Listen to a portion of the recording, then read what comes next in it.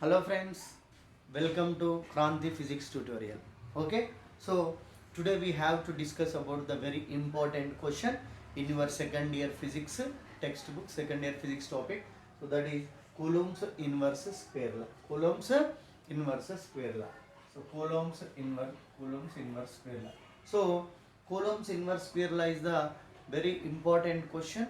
So that is in your chapter electric charges and fields. So in the electric charges and fields topic, so this question is there. So this is the one of the most important questions in your second year physics textbook. Okay, so today we have to discuss about the Coulomb's inverse square law. So Coulomb, first of all, Coulomb is a scientist name. Coulomb is a scientist name. So Coulomb stated that, so how much force is acting between the two stationary point charges are separated by some distance. So how much force will be acting between them is stated by the Coulomb in this law. So first of all, we can write the statement of the Coulomb's inverse square law. So Coulomb stated that the force of attraction or repulsion between the two stationary point charges, the force of attraction or repulsion between the two stationary point charges is directly proportional to the product of the magnitude of the charge particles and inversely proportional to the square of the distance between them.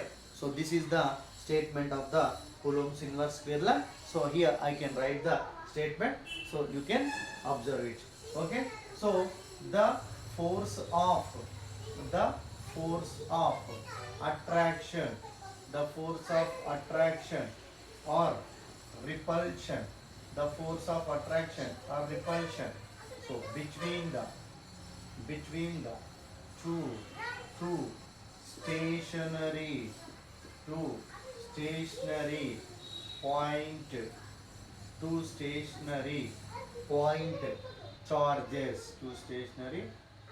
charges, is directly proportional to the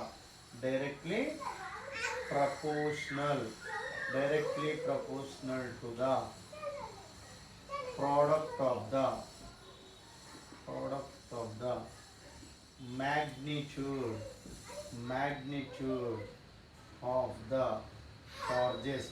of the charges and inversely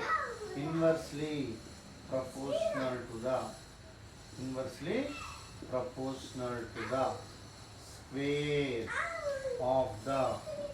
square of the distance between distance between them.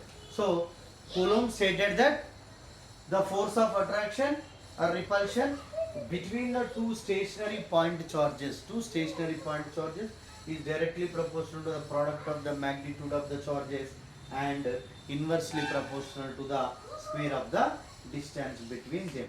So here what is the meaning of the statement is, so here for example, if we consider 2 point charges, for example the 2 point charges are Q1 and Q2, we consider 2 point charges and those 2 point charges are at stationary position, at rest position, not in motion.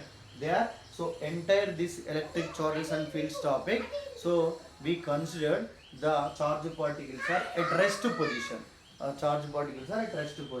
So here Q1 and Q2, so two charge particles are there and these two charge particles are separated by some distance r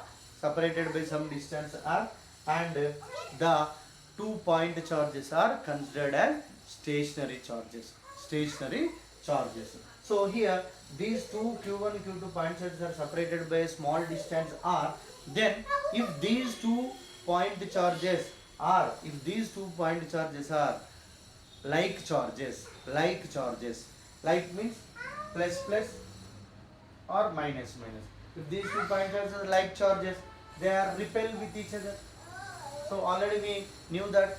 So like charges are repel with each other. If these two point charges are unlike charges, unlike means if plus minus or minus plus, then they are attractive. They are attractive with each other. So if the two point charges are, if the two charges are separated by a small distance, then these two point charges are like charges. Like means plus plus, or both are plus or both are minus, then they are repel with each other. Like charges are repel with each other, already we knew that. So unlike charges are attractive with each other. So that's why they stated that the force of attraction or repulsion. If these two point charges are like charges, there is a repulsive force acting between them. If these two point charges are unlike charges, so there is a attractive force is acting between them. So whatever it may be, it is a attracting force or repulsive force. So whatever it may be, but the force acting between, either attractive force or repulsive force acting between these two charged particles is directly proportional to the product of the magnitude of the charges. Directly proportional to the product of the magnitude of the charges. Product of the magnitude of the charges. So according to this statement, we can write the force of attraction or repulsion between these two charged particles is directly proportional to the product of the magnitude of the charged particles. Here Q1 is the magnitude of the first charge, Q2 is the magnitude of second charge. And these force is inversely proportional to the square of the distance between them. So the distance between the two charged particles we consider as r. So that's why the force of attraction or repulsion is inversely proportional to the square of the distance between them. Square of the distance between them. So the distance between the two charged particles here we consider r. You can also consider as x, y, whatever it may be. But here we consider the distance between them is r. So therefore here the force of attraction or repulsion is inversely proportional to the square of this distance. Square of this distance. So here according to this, F is inversely proportional to r square. So F is inversely proportional to the square of the square of the distance between them. So that's why according to this one, this statement, so here this law can be also called as inverse square law. So that's why we call it as inverse square law. Why? Because the force is inverse to the square of the distance. So that's why the Coulomb's law is also called as Coulomb's inverse square law. Okay. So here according to the statement we can write the equation. F is directly proportional to Q1 Q2 and F is inversely proportional to R square. So now we can write combinedly these two equations. So we can write Q1 Q2 by R square. So these two equations are force is directly proportional to Q, product of the Q1 and Q2. Force is inversely proportional to square of the R. So that's why we can combinedly write these two equations as a one equation, single equation. So F is directly proportional to Q1 Q2 by R square. So here then F equal to so here F equal to, so here so proportionality, here we in place of proportionality we can write equal to. So that's why here proportionality constant is arrived. So here K, we can write the K is the proportionality constant, where K is the proportionality constant. So K is the proportionality constant. K is the proportionality constant. So where K value is 1 by 4 pi epsilon naught. So where K value is 1 by 4 pi epsilon naught. So then we can write F equal to 1 by 4 pi epsilon naught Q1 Q2 by R square. Q1 Q2 by R square. So this is the Coulomb's inverse square law statement. So here first of all, according to the statement, the force is directly proportional to product of the Q1 and Q2. So we can write that one. So the force is inversely proportional to the square of the distance between them. So we can write that equation also, and we can combinedly write these both equations as a single equation. So F is directly proportional to Q1 Q2 by R square. So here we can write equal. So that's why we get proportionality constant K. So where K is a proportionality constant, and the K value is denoted by our scientist as 1 by 4 pi epsilon naught. Here F equal to 1 by 4 pi epsilon naught Q1 Q2 by R square. So this is the equation for Coulomb's inverse square law. This is the equation for, so final expression for the Coulomb's inverse square law. So here you can remember the 1 by 4 pi epsilon naught value and what is the epsilon naught term. So that can also we have to know. So here epsilon naught is called as the permittivity